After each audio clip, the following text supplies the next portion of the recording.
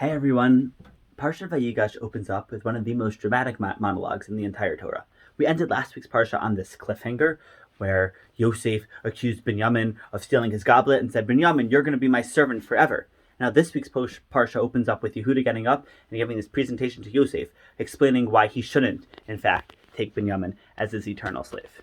And in the course of that presentation, Yehuda reminds Yosef of the first time that the leader of Egypt met these brothers.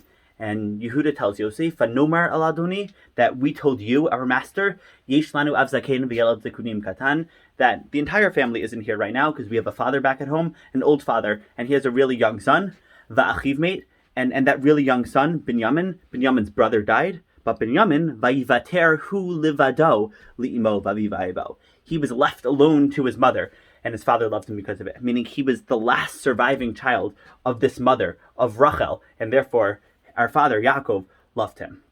This language of vayivater hu livado, that Binyamin was left alone to his mother, seems a little out of place. Seems a little bit over the top, a little bit too dramatic, a little bit too evocative.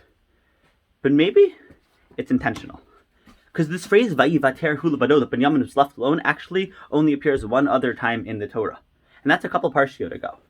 There was a story that we spoke about where Yaakov was about to get up to fight his brother Esav. And he's building up all the courage, he's sending Esav presents, and he's davening to Hashem, and then in the middle of the night he gets scared. And he runs away, he crosses over a river. And what does the Torah say there?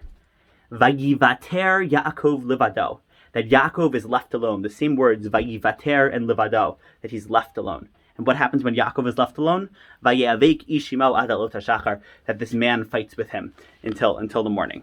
And that story over there, Yaakov is in a really bad place. He's down and depressed. He doesn't think there's any hope. He's running away from all the struggles, and he fights with this guy, and then he ends up succeeding.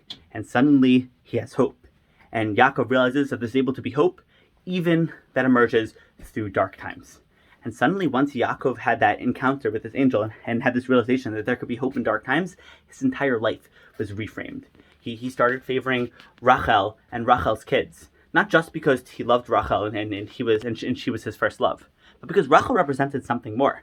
Rachel was a woman who Yaakov worked 7 years to marry, and those were 7 long, depressing years. But Yaakov was able to get through them easily. Why? Because he knew there was a light at the end of the tunnel. Yaakov understood that there was hope, even that was able to emerge out of darkness. And that's why he loved Rachel so much. That's why Yaakov loved Rachel's kids so much, Yosef and Binyamin. Yosef, because Rachel wasn't able to have a child for such a long time. It was a really dark period in their life. And then when Rachel eventually gave birth to Yosef, Yosef was a light. He was a sign of hope. There was hope that emerged from times of darkness.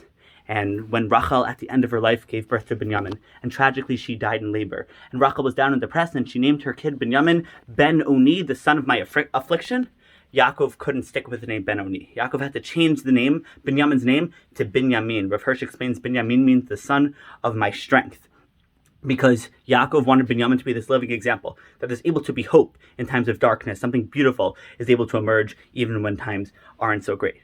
And Yaakov held on to this idea that there could be hope in times of darkness throughout his entire life. Not just because he had this original encounter with a guy when he wrestled, Vayivater Yaakov Levado, but because he set up physical reminders in his life. His son Binyamin was a physical reminder. The name Binyamin was a physical reminder that there could be hope in times of darkness. And that's how Yaakov was able to get through these 22 years when Yosef was gone. They were really hard times for Yaakov, but Yaakov believed that there was able to be a light at the end of the tunnel because he had physical reminders in his life that there's such thing as hope even in times of darkness.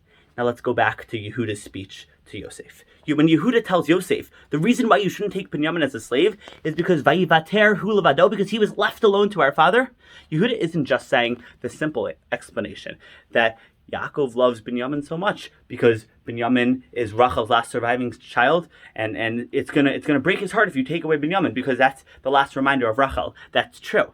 There's a deeper level. When HaKadosh Baruch Hu wrote the Torah, and he used the phrase Vayivater levado, both by Yaakov and by Binyamin, HaKadosh Baruch Hu is trying to create this parallel, trying to create this connection. And essentially what Yehuda is doing, what Yehuda is telling Yosef, whether he's aware of it or not, whether it's conscious or subconscious, is that when you take away Binyamin from Yaakov, you're not just taking away a son that he loves, but you're taking away his reminder that there's able to be hope in the times of darkness. Binyamin was the reason why Yaakov was able to get through such tough times, because he thought there was able to be a light at the end of the tunnel, By taking away Binyamin, you're taking away Yaakov's only chance at ever having hope.